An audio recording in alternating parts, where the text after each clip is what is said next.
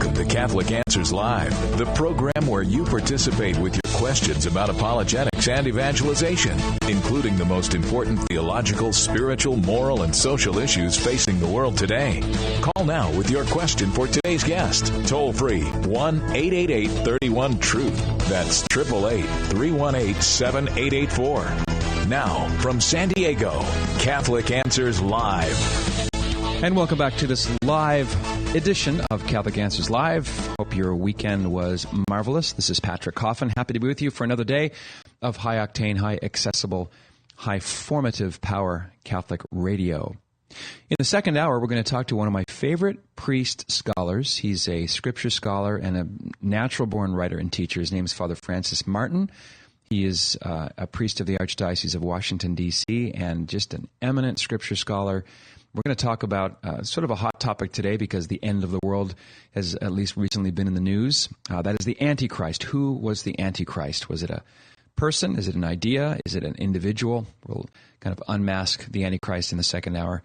Look forward to your calls to Father Francis Martin. 1-888-31-TRUTH is that toll-free phone number. 1-888-318-7884. We are taping today for our YouTube channel. If you go to Catholic.com, you will see on the right-hand side of the page a YouTube logo leading to our link to our YouTube page. It's youtube.com/CatholicCom.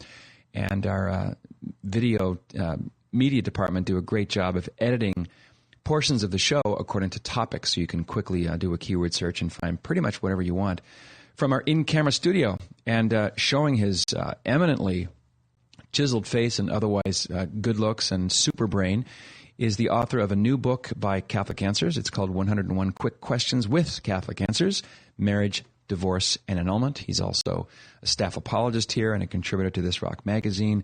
And he's a man who once was scared to death, half scared to death, twice.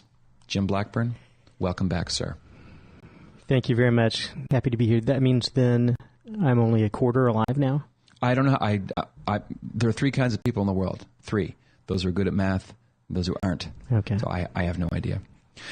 All right, marriage, divorce, and annulment. You get a lot of these questions on the air, and I'm not that surprised that you chose this particular selection of themes from the forums and from the magazine to collate into this current book.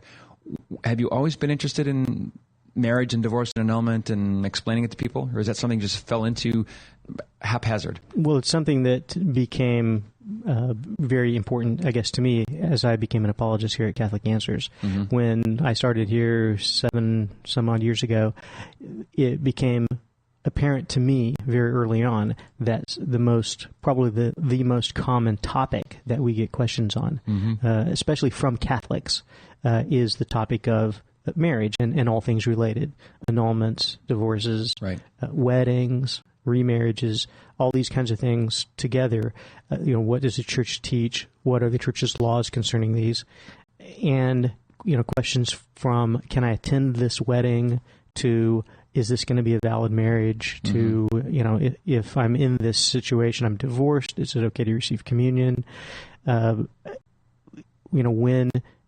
can a person get an annulment? What are grounds for an annulment? Mm-hmm. When can a person get remarried? All these kinds of questions come up again and again, and they still do.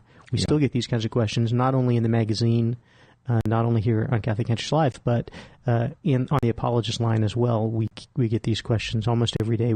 We'll talk to somebody with a question like that. So I chose that topic for that reason, because I know these are questions that people are asking, mm-hmm. and this is a great opportunity for them to get the answers to them. The only organization on earth, religious or secular, that believes that marriage is indissoluble, one man and one woman, for life, is the Catholic Church, correct? Yes. In the case of a Christian marriage, a marriage between two baptized Christians, mm-hmm. that is a valid marriage that has been consummated, that's what the church teaches. And that's based on his words, that what God has joined together, let not man put asunder. Mm-hmm. The church recognizes there is no human power that can dissolve a valid, sacramental, consummated marriage. What's the basic definition of an annulment? And for those who've never had the question answered, how does a decree of nullity differ from a divorce? Well, an annulment is sometimes secularly, I guess, called a Catholic divorce. And that's just a misnomer completely. It's not a Catholic divorce. The Church does recognize that a couple who are married, validly married, there may come a time when a divorce, a civil divorce, might be necessary. A civil divorce, simply as that term civil implies, it takes care of things legally for them in the system in which they live, in the culture, in the society in which they live. It does not, though, dissolve the marriage. They are still married in the eyes of God, in the eyes of the Church. They're still married. So they really are still husband and wife. So that civil divorce does not allow them to go on and marry other people. But it can be a necessary step. A couple who can't live together anymore for some reason or another. You've got an abusive spouse. You've got a philandering spouse. Something like this might make it necessary for the couple to separate. And then the divorce part might come in to take care of custody issues of the children, or to help secure assets and income situations and make things equitable for everybody in the long run. That may have to happen in the legal system, and that could be handled through a divorce. As long as the person is willing to not get married again. That would be the rub, right? That's right. The problem is remarriage. That's simply not an option. And a person cannot go into a civil divorce with the impression that this is going to free me to then go on and remarry someone else. It does not do that. However, if a person would like to submit the question of the validity of their marriage to the Church, so that the Church can look at it and determine, did a valid marriage ever come into existence or did it not? That's the annulment process. So the Church generally won't look at an annulment case unless a civil divorce has already happened. But once a civil divorce has happened, if one or the other of the spouses wishes to apply for an annulment, the Church can investigate it and determine, did a valid marriage come into existence on the wedding day or not?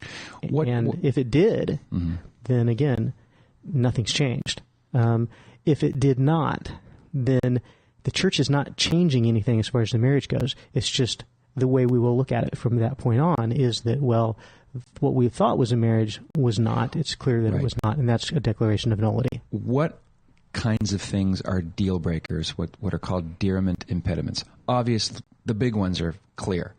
You can't have been already married. You can't be an ordained priest or religious with vows and so on. You can't have been drunk the day you took your vows. But what are the more, the kinds of conditions that have really been articulated only in this or last generation, psychological things that really are deal breakers, but that may not be obvious at first? Well, there are a couple of things that the Code of Canon Law addresses. For example, if a couple or one person or another murders a spouse with the intention to free himself or herself or someone to marry someone else.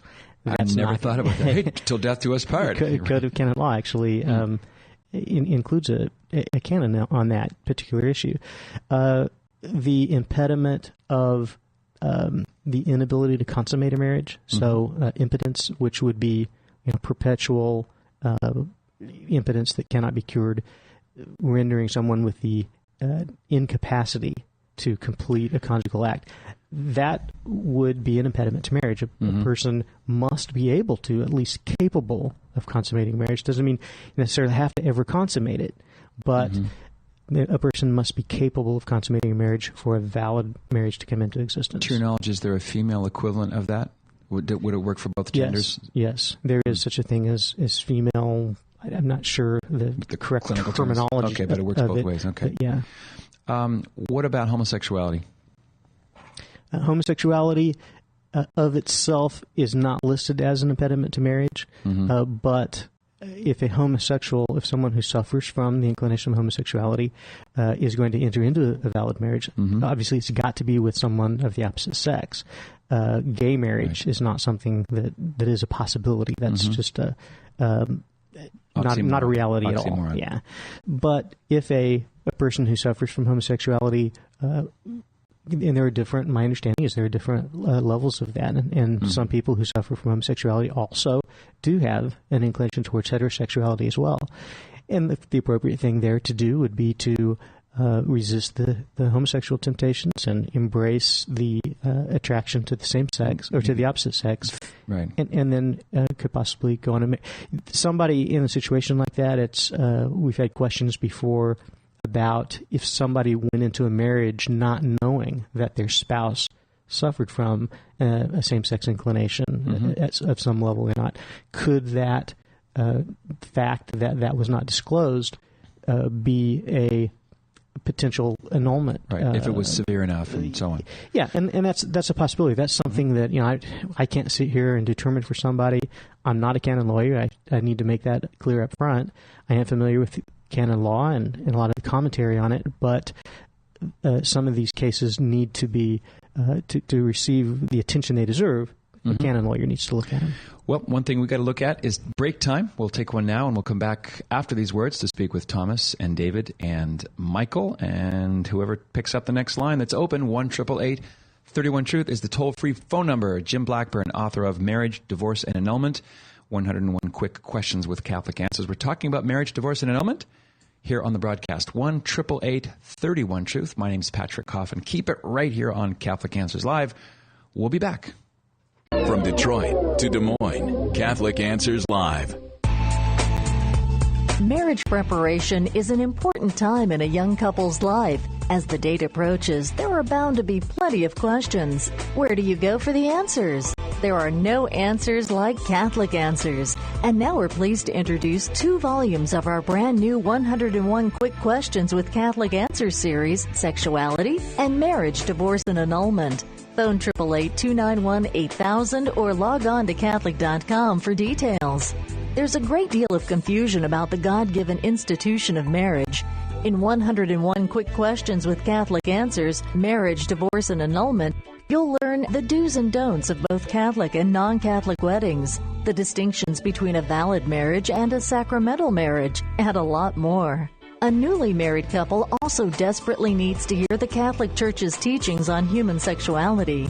101 Quick Questions with Catholic Answers Sexuality highlights the beauty and goodness in human sexuality, the important part chastity plays both inside and outside of marriage, the procreative and unitive ends of marriage, and much more. Both of the 101 Quick Questions with Catholic Answers books are the perfect complement for marriage preparation classes, and bulk pricing is available. They're available individually or packaged together for a special discounted price. Phone 888-291-8000 or log on to Catholic.com. The Catholic Answers Minute. I'm Father Vincent Serpa. In John 16:33, the disciples said to Jesus, "Now you are talking plainly, and not in any figure of speech. Now we realize that you know everything, and that you do not need to have anyone question you. Because of this, we believe that you came from God." Jesus answered them, "Do you believe now? Behold, the hour is coming and has arrived, when each of you will be scattered to his own home, and you will leave me alone." They thought that they had understood, but our Lord says, not so fast. He is the eternal mystery after all. We don't always feel all that comfortable with mystery. We want it all out there. Eventually, the disciples learned that trusting his love for them was enough. Not all of us are quite there yet. We need more time before the tabernacle and the crucifix. I'm Father Vincent Serpa for Catholic Answers, Catholic.com. Call now with your question. 888-318-7884. This is Catholic Answers Live. Welcome back to the show. Taking your calls on marriage, divorce, and annulment. What is a sacramental marriage? What is a natural law marriage? What is indissolubility? We're covering it all with author Jim Blackburn. The book, I'll just hold it up to the camera, is called, I say camera because we're filming today for our YouTube channel, Marriage, Divorce, and Annulment, 101 Quick Questions with Jim Blackburn. Now, here's the book, and his head is there, visible, I guess, from the other. Is that your good side, Jim? Comfortable with being shot from the left-hand side? Do I have a good side? I don't know. I don't know that. Well, I have like a horn I have to cover up. All right. Well, we've got callers. So want to go straight to them? Yeah, let's do. Let's speak, first of all, to Thomas in Santa Ana, California, listening on our favorite website, Catholic.com. Hello, Thomas. Oh, hi. Thank you so much for taking my call. I just had a really short question. Pretend there was a couple who was married for many years, but over time, they gradually stopped talking don't sleep together anymore, don't communicate anymore, and one partner even moves to a different country. Is this a sin if the couple is still nice and polite to each other, but don't ever communicate to each other anymore? Nice and polite to each other, but no communication? Yes. You see why I'm asking, Thomas? If they have no communication, how can they be nice or rude to each other? If they're not fighting anymore. Okay. No contact at all? No. Okay, so is it a sin to do that, Jim?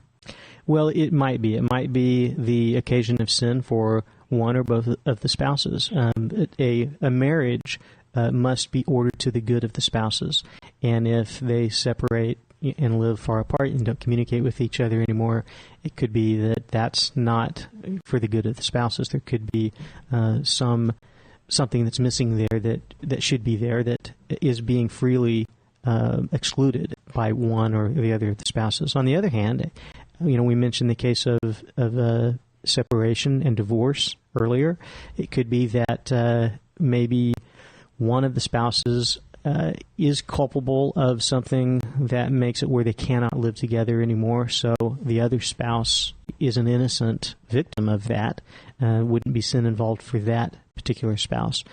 And I suppose there could be a situation that we could dream up that there is some necessity for them to live apart for a time. It could be a number of reasons we could dream up to say that this is what they need to do. Mm-hmm. Maybe legal reasons. Maybe one of them wasn't in this country legally, and the other, or maybe one is wrongly convicted of a crime and sent to prison somewhere. Who knows? Then, in an occasion like that, a situation like that, it could be that neither of them are at fault or culpable of something that would result in a sin, would be a sin for either of them. So you would need to really have the details here. I would recommend if someone, for example, is in that situation, their spouse is gone, living in another country, there's no communication, and they're concerned that sin is involved, talk to a confessor, consult a spiritual director, and sit down and try to hash this out with all the details so that it can be determined whether confession is necessary or some sort of correction is necessary in that life. So, Jim, romantic attachments with other people, attempting to marry someone else, those would be sinful. Yes, you mean for this couple? Mm-hmm. Yeah, they're still married. Still married. Presuming even if on different planets. Presuming that a marriage, no contact, no Morse code, nothing. Presuming that this was a valid marriage, then they are still married, and the distance between them doesn't then make it acceptable for them to do what they otherwise couldn't do if they were still living together, such as become romantically attached to someone else or have that type of relationship with someone else. There it is, Thomas. How was that? Oh, thank you so much. All right. Have a great day. You too. All right. 19 after the hour. This is Catholic Answers Live. Jim Blackburn is our guest. We're talking about marriage, divorce, and annulment. His latest book, a collation of 101 quick questions with Catholic answers. Pretty much soup to nuts. I went through the book, Jim. I couldn't think up a question that was not covered, at least sideways. So, congrats. Yeah, and I was able to choose those questions from a much larger pool of questions. Mm-hmm. So I was able to get something representative from just about everything I could think of, too, that I thought people might be interested in asking. So these are the creme de la question. Yeah. I think that's a Spanish-French meld. And with that, I will segue gracefully to David in Pensacola, listening on Divine Word Radio, 12:30 a.m. Hello, David. Hi. I've got one question. I got a hypothetical one. If two people were married 10 years ago and the male goes to prison, so they divorce thinking the male's never going to get out again, and the male happens to get out 10 years later and they start living together, are they living in sin? Well, it wouldn't seem to me as though they were. Now, I would like to... neither one of them married again. Okay. They just simply were separated through divorce. Baptized Catholics, David? Both? Well, one is a fallen away Catholic and one is not. Okay. Not right. Catholic. They're both baptized. Okay. Now, presuming that the marriage was valid, however many years ago it was that they initially got married, assuming that was a valid marriage, then the the separation that occurred because of the prison sentence, the divorce, the civil divorce, none of that ended the marriage. So in the eyes of God, in the eyes of the church, the couple are still married. In fact, if they are both baptized, then and they consummated the marriage, then this would be a sacramental marriage, sacramental consummated marriage that is not dissoluble. So nothing but death will dissolve that marriage. So even just an old courthouse marriage, huh? Not a church wedding or anything. Well, just a regular court. That could throw a wrench into this if at the time they got married, one of them or both of them were Catholics. If that's the case, then that marriage would likely not have been a valid marriage because they were obliged to marry in the Catholic Church or the form of marriage that the Catholic Church prescribes, or get a dispensation to marry, say, in another church. And if that didn't happen, if one or both were Catholics and they failed to do that and just went to the Justice of the Peace and got married, then it's very likely that is not a valid marriage, was not back then, and is not today. And so that would be the reverse situation. And if there's nothing else, neither one of them have ever attempted marriage with anyone else, and they would like to be married today, it should be a very simple process. They can simply come into the church and ask for what's called a convalidation. Convalidation takes what is otherwise recognized as a civil marriage and then recognizes it as a valid marriage in the church, recognized by God as well. So it's possible that they could, if that's the situation that they're in, they could receive a convalidation. And I'd recommend that they contact their local pastor to get the process started for that. It could be very simple. David in Pensacola, thanks for the call. It's 22 after the hour. You're listening to Catholic Answers Live. And now we're about to listen to Tricia in San Francisco, California, listening on Immaculate Heart Radio, 1260 AM. Hey, Tricia. Hi, I have a question, and it's concerning a couple I know, so I won't give out names. They were married for over 15 years, had children. They separated for 7. One spouse cheated another one, and they had relations before they got married, meaning, they were intimate before they got married. If one of them wanted to get an annulment, would they have any hope for that, considering the circumstances? Well, there are a couple of things that... and they're both Catholic and married in Catholic Church. Okay. You mentioned the fact that they lived together, I guess, before they got married? Correct. That doesn't seem as though that would be... that's not an impediment to marriage. If a couple lives together, they can still get married. Okay. What about the cheating? Well, the cheating... if a valid marriage came into existence on the wedding day, then that cheating would not invalidate it. There's nothing that can invalidate a marriage that is valid on the wedding day. That's curious, because I remember reading about what Jesus said in the Bible, that he gave Moses divorce because he knew the hardness of people's hearts, but then he said, pretty much the marriage is valid unless there's some sort of unfaithfulness. I forgot the exact word. Tricia, you asked a really great question, and I'm glad, because if you didn't, I would have. Except in the case of unchastity, Matthew 19, right, Jim? What does that mean? Right. And what Jesus says there, it depends on the translation of the scriptures, which version you're reading. But if we go back to the Greek, in Matthew's gospel, there, the Greek word is porneia. Porneia from the same root of the word we get the word pornography from, and it's an indication that there's something going on that shouldn't be going on. There's some sexual relationship of some sort that shouldn't be going on. So sometimes you'll see this translated generically as unchastity. Sometimes you'll see the translator trying to pinpoint what it is, such as sometimes it'll be unfaithfulness, adultery, or something else. Many scripture scholars believe that Jesus was talking about unchastity between the spouses themselves. In other words, a couple who got married and came together in a conjugal way when that's something that they should never have done. For example, they're too closely related to each other. So it's not chaste for them to be having relations with each other. It's not chaste for them to be married to each other. And that's what is largely recognized as this, that unchastity is not unchastity outside the marriage, it's unchastity within the marriage. So if that's the case, then we can't just say lay down a blanket law here and say that, well, if one spouse cheats on the other, that's grounds for a divorce that would then go on and dissolve the marriage, because that's the only place Jesus mentions this, and he seems to mention it to his audience.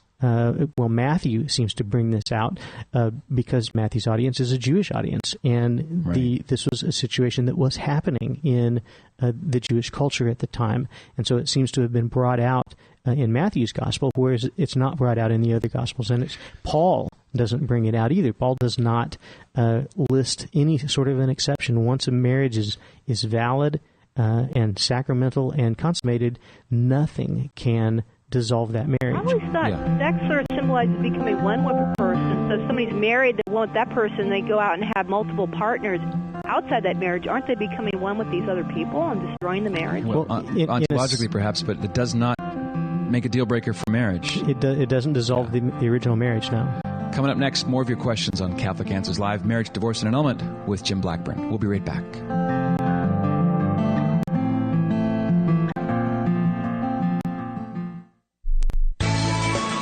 Pressure on our daughters today to look the part or to fit in is tremendous. As a former America's Next Top Model, Catholic Answers Leah Darrow has devoted herself to speaking to crowds of high school girls across the country. Leah's journey in faith has been a battle at times, but has left her with a refreshed and hopeful perspective on the world. I felt loved. I really felt loved. And that was huge. I had never really felt that way in those terms before. Full, encompassing love. And that I really was forgiven. It all went away. Phone 619-387-7200 to schedule a talk at your high school by the dynamic and inspiring Leah Darrow. She shares how modesty inspired others to look at her and treat her differently than before. Phone 619-387-7200 and let Leah Darrow inspire the young women in your community, including the ones you love. We know you'd love to have more than 2 hours of Catholic Answers Live each weekday, but even after we've gone off the air, the work of Catholic Answers continues. Around the clock, 24/7, we're on the battle lines working to build up the church by providing free materials like Pillar of Fire and our Essential Catholic Survival Guide to those in the military to help strengthen their faith in difficult situations, sending free This Rock magazine subscriptions to priests and seminarians, shipping complimentary materials to prisoners, sending speakers out across the country with their messages on apologetics, evangelization, and chastity, running the world's largest online Catholic discussion forums, and a lot more. As you can imagine, and as you would want it, Catholic Answers work never ends. Visit Catholic.com to learn more about what goes on inside Catholic Answers.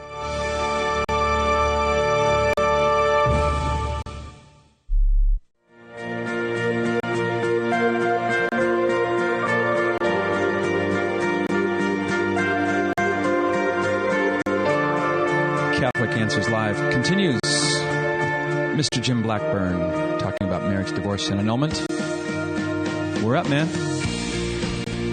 Welcome back to the show. Don't miss the next hour with Father Francis Martin. We're going to talk about the Antichrist in hour 2. We continue our conversation with you, dear listener, and also with Jim. I just wanted to kind of add a little caboose to the train of Trisha's call earlier, Jim. One thing that the verse in Matthew 19 can't be, it's verse 9 of Matthew 19. The Jerusalem Bible says that, the Ignatius Bible. And I say to you, whoever divorces his wife except for unchastity and marries another commits adultery, and he who marries a divorced woman commits adultery. The disciples' reaction to that totally nullifies the possibility that he's creating a loophole, because they say, if such is the case of a man with his wife, it's expedient not to marry. Now, if he was laying out a loophole, that question would make no sense. Yeah, that's right. Because then you could simply have, if the loophole was adultery, you could simply end the divorce or end the marriage with adultery. Yep. And so, I mean, clearly that's not what it is, and we know that that's not the way it's ever been understood in the church, at least not in the Catholic Church. Now, there have been other churches more recently, other communities who have, tried to build some of this divorce language into this and believe that, and they will in their own churches allow divorces, but if the marriage is really a valid, sacramental, consummated marriage, that divorce is not going to dissolve it. I wanted to mention, too, for the previous caller, that if you do have a situation, and this is something I didn't get to address, we didn't quite make it there, but if she mentioned a spouse who cheated on the other spouse, I mentioned that cannot dissolve the marriage, but it could be evidence that a valid marriage never came into existence. For example, if you've got a couple who get married, and on the face of it, it seems as though it's a valid marriage, but then down the road, you've got one of the spouses not living up to his end of the bargain, not being faithful to his spouse. Total serial philanderer. Could be that he did not enter the marriage with the commitment that's required for a valid marriage to come into existence. So that is something that I would encourage a couple in that situation to apply for an annulment. Let a marriage tribunal in the church look at it and determine, did a valid marriage come into existence or not? Because if that evidence shows that, if it does point to that lack of commitment that's required for a marriage to come into existence, the church could possibly issue a declaration of nullity in that case, freeing the spouses to marry other people. All right. Let's go to Maria now in Germantown, Maryland, listening on 1160 AM. Hello, Maria. Hi, how are you? I'm very well. How are you? Good, thank you. Thank you for taking my call. My question is, I'm married to my husband through the state, and I think I heard at the beginning of your show that if you are baptized Catholic, both of you, then you have a valid marriage.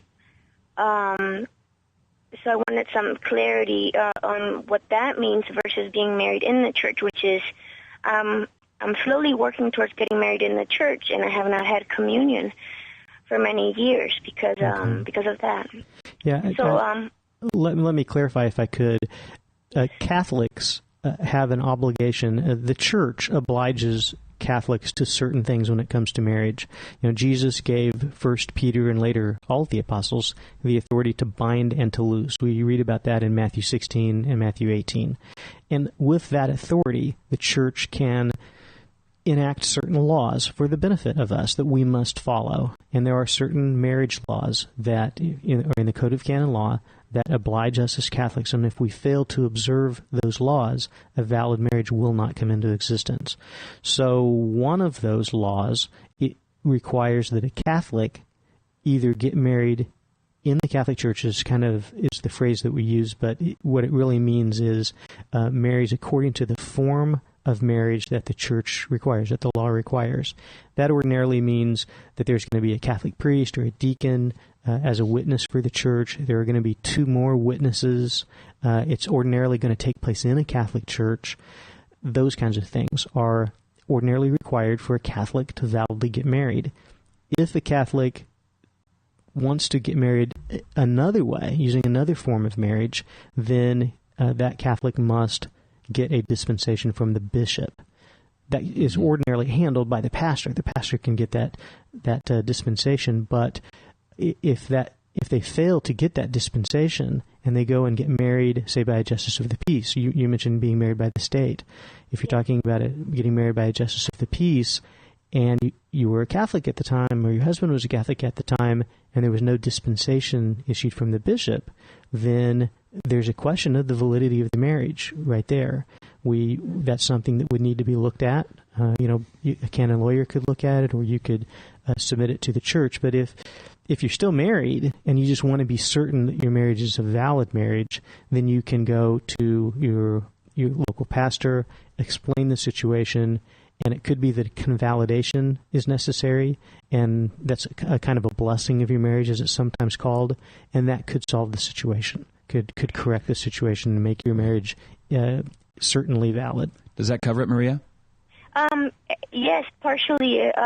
I've already talked to the priest at my church. We've opened up a file to my husband and I for us to get married.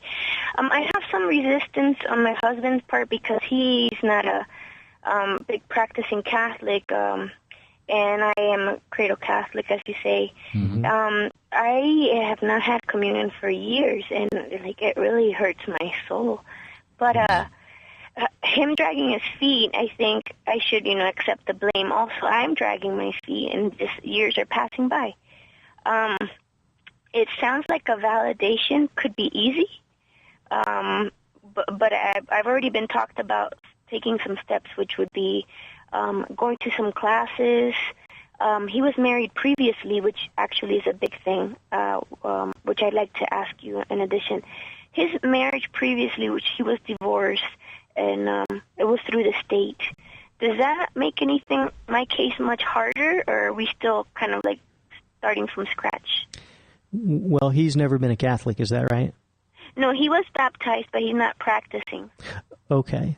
Well, it could be then that his first marriage also was not a valid marriage, because if he got married outside the church, if he wasn't a practicing Catholic at the time, he would still have been obligated by the church to get married in the church. So that the fact that he has done this twice now, it seems very likely to me that neither marriage is valid, and therefore all he would need to do in the first case is have what's called sometimes a documentary case annulment, where you just simply would need to document, or you could do it for him.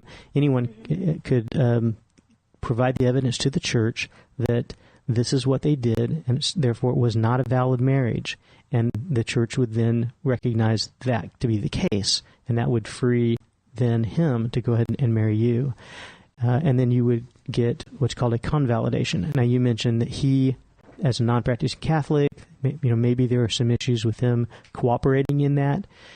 He's dragging his feet, yeah, okay. Basically. Well, depending on what that level of cooperation or in cooperation might be, there is a potential in many cases for the marriage to be ratified, if you will, to be validated in the eyes of the church, as long as he intends to continue consenting to the marriage. There's something that it might not require a new a new vow of consent from him, and that's called a radical sonation. That's something that is sometimes available to people if certain circumstances are present. So you might consider that too. Don't let him dragging his feet necessarily stall the process. He doesn't necessarily have to stall the process. And then one more thing. You mentioned that you aren't receiving communion, and I recognize that if you are in a marriage, you're in a situation that is not recognized by the church, not recognized by God, you're not receiving communion for that reason. What you could do is, cease living as husband and wife for a time. I don't mean you have to move out, but, stop with the conjugal relationship for a time. That's called practicing marital continence. Practice marital continence for a time until the situation can be resolved. If you're willing to do that, and your husband will cooperate with you on that, and if he loves you, he should, then you can go to confession and you can return to the Eucharist. And I would really encourage you to do that. It could help out with the process a lot. Amen. How's that, Maria? Okay. That's really great. Thank you so much for that information. We'll keep you in our prayers in that situation. Sounds challenging. Call us back once it gets resolved, okay? Okay. Thanks so much. All right, God bless. You too.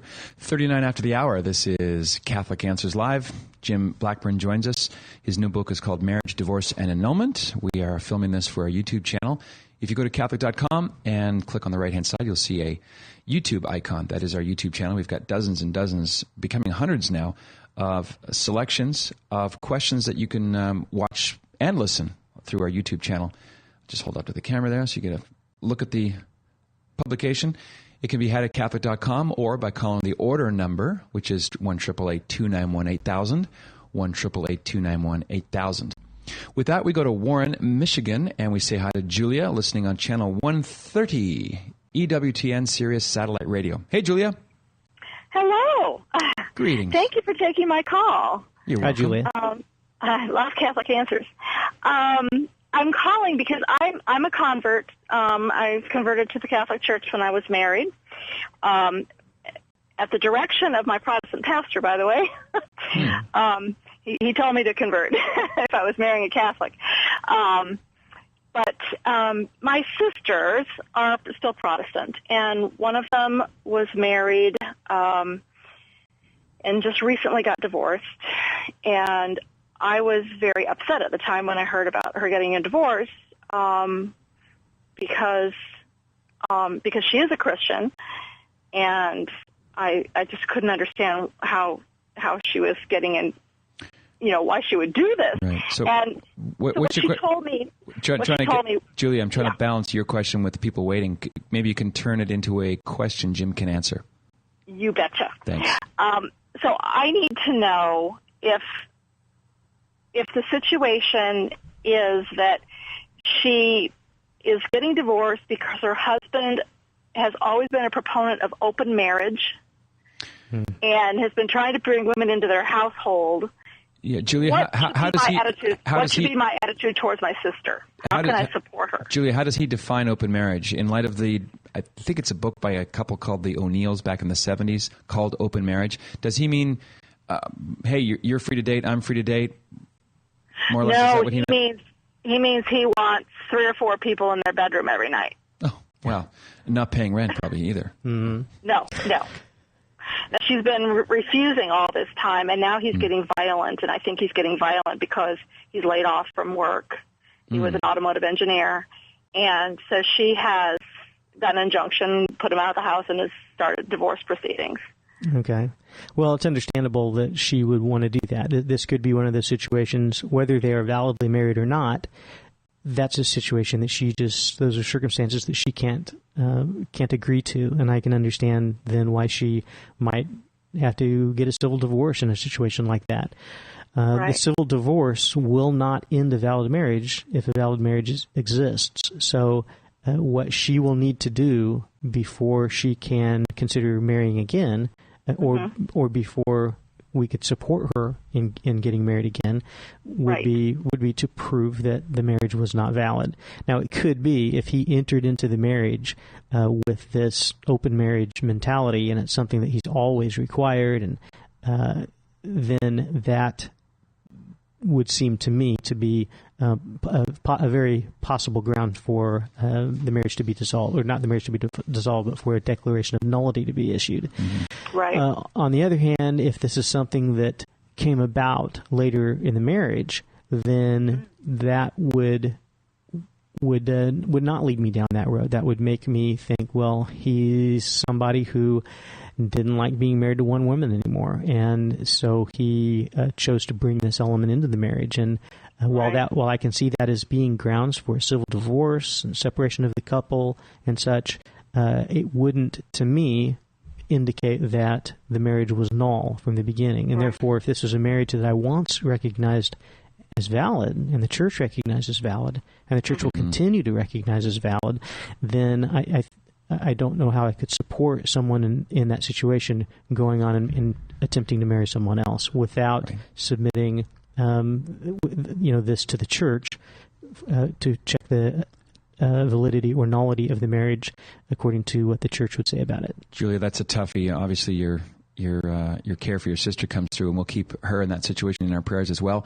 Thank you for that. We're running a little bit late on our last break of the broadcast with Jim Blackburn. We're talking about his latest book. First book, right? Yes, first one. You celebrity, you. Marriage, Divorce, and Annulment's the name of it. Show it to the YouTube camera. And we'll be back speaking with MJ and Matt and Patrick and the others. God willing, we'll try to get to as many of you as we can in the closing moments of Catholic Answers Live. We'll be back after these words. We'll be right back with more Catholic Answers Live. No other institution on the face of the earth treats marriage with such sacredness and dignity as the Catholic Church. You may not have the time to study all 111 marriage-related canons in the Church's law books, but you can still get firmly grounded in them. Order Catholic Answers' brand new book, 101 Quick Questions with Catholic Answers, Marriage, Divorce, and Annulment by our staff apologist Jim Blackburn. Make sure you and those you know treat marriage with the dignity and respect that God originally intended for this sacred institution. Order 101 Quick Questions with Catholic Answers. Available right now when you dial 888-291-8000 or log on to our website, Catholic.com. Poor Banished Children tells the riveting story of Warda, who's captured from Malta by Barbary pirates and sold into slavery in Muslim North Africa. A new historical novel by an award-winning European author, Poor Banished Children shows one woman's struggle to survive her brutal and demeaning circumstances without submitting to total and permanent enslavement. Can Warda gain her freedom without losing her own soul? Poor Banished Children, available at Catholic bookstores at Ignatius.com or by calling 800-651-1531. Is a Catholic Answer speaker coming to your town? Check out our seminar calendar at Catholic.com. Call now with your question. 888-318-7884. This is Catholic Answers Live. Yes, indeed, we're back. Let's waste no time and go post-haste to Eugene, Oregon, listening on Ave Maria radio app. We say hi to Lori. Hey, Lori, welcome to the show. Thank you. My question is about whether after an annulment it means that children are born out of wedlock. Also, I'm kind of curious about what kind of fees are involved. Okay, for an annulment. The answer to your first question, I think you're talking about illegitimacy. If a couple got married or presumed that they were married, and then they had children, and then they later got divorced and an annulment, that means they were never married when the kids were born. So does that mean the kids were illegitimate? Well, it's important to point out here and recognize that legitimacy is really more a civil term. It's a legal term that's used in societies where inheritance is determined by legitimacy. In some cases, where an obvious case of this might be the throne in a monarchy it may be required that it go to a legitimate heir and those kinds of things. Legitimacy isn't something that really has any bearing on our culture, and it's certainly nothing that has any bearing in the eyes of the church or in the eyes of God. So there is no concern for the children in this case if a marriage is declared to be null. So that's a non-issue. As far as the costs for annulment, your second question, they vary from diocese to diocese. You can, if you're looking to apply for an annulment, you generally may have more than just one option available to you. You can apply in the diocese where you got married, or if you live in a different diocese when you got divorced, you could apply for an annulment there, or wherever one or either of the spouses are living at the present time. An annulity case can be brought in either of those dioceses. So there are options available if someone's looking to get an annulment and wanting to keep the cost down. They might check with the various different venues and see what the costs are associated there. However, wherever a person applies for an annulment, the church is not going to turn someone away because they can't afford it.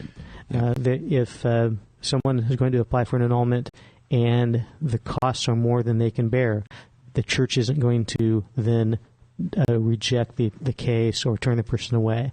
The church will still consider the case and still proceed with it, and somehow absorb those costs or help the person with a payment plan or something in order to make it something that's bearable on the person applying for the annulment. Dr. Ed Peters gives a kind of a range, somewhere between 200 and 1,000, sometimes a bit more, sometimes even less. Depends on how complicated it is, how many That's interviews. right. And the tribunal will tell you up front what the costs are. Yes.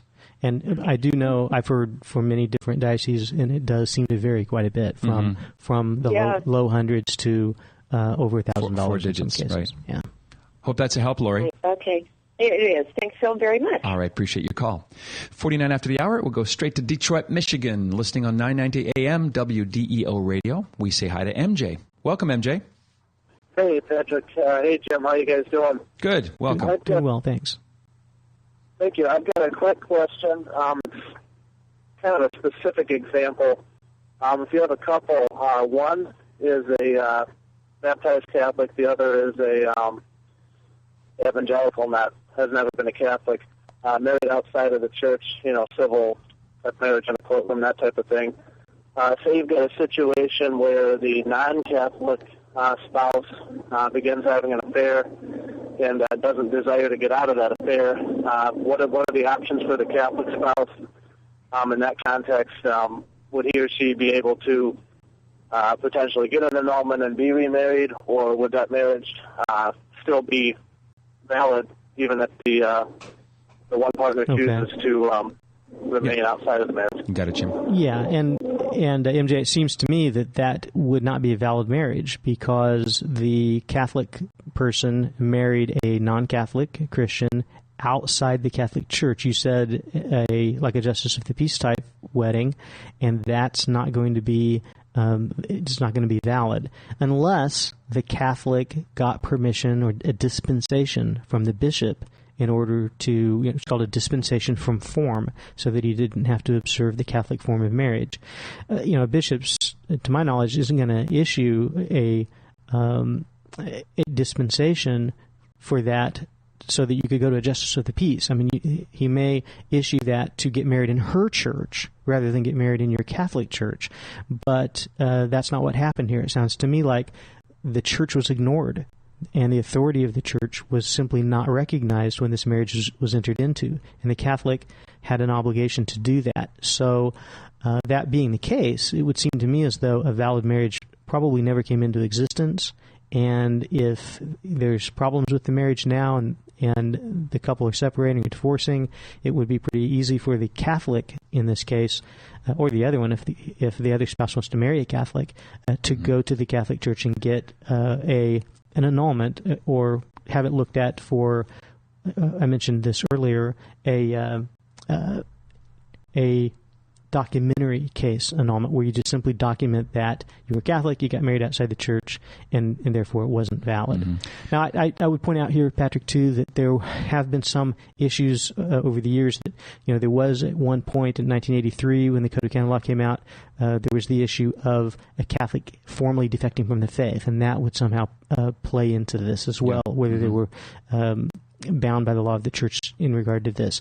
Those laws have pretty much been removed by Pope Benedict, but if we're talking about marriages that happened between 1983 and now, I'd recommend getting the opinion of a canon lawyer on this, because some of that could play into this as well. MJ, that was a little complicated case. It's hard for Jim to know all the specifics on the ground, but we do our best. We appreciate it. Time for one more call. Let it be Matt in Indianapolis. Welcome, Matt. Hi. Hey, we just held up the welcome, Matt. Oh. You're on the air. Thank you. I have my first question was actually just answered, so thank you for that. Second, I might have misheard earlier. You got about 10 seconds, Matt. All right. Is it under the vows of obedience for a priest to deny someone getting married because they're cohabitating?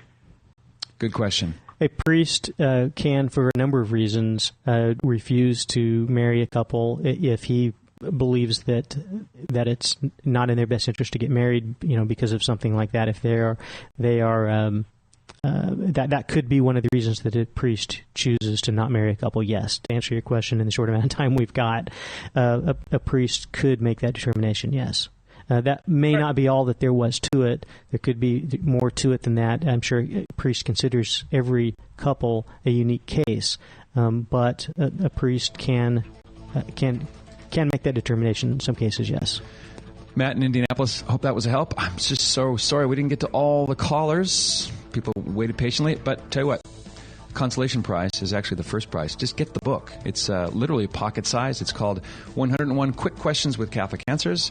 It's called Marriage, Divorce, and Annulment. I'll show the beautiful cover to the camera there. You can get it at 888-291-8000 or go to Catholic.com. That's 888-291-8000 for that book. Thank you, Jim Blackburn. You're welcome, Sir. Patrick Coffey. Thank you for having me. All right. We'll talk to you real soon. Sounds See you in the good. hallway. All right.